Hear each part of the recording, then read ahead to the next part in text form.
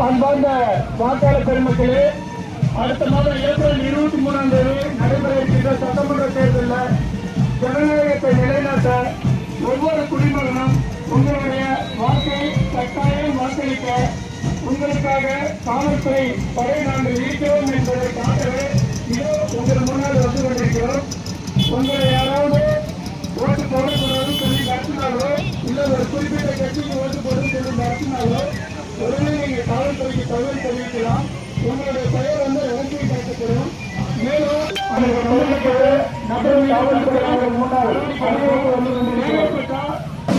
சட்டத்துக்கு அவங்க வந்து உட்படுத்தணும்.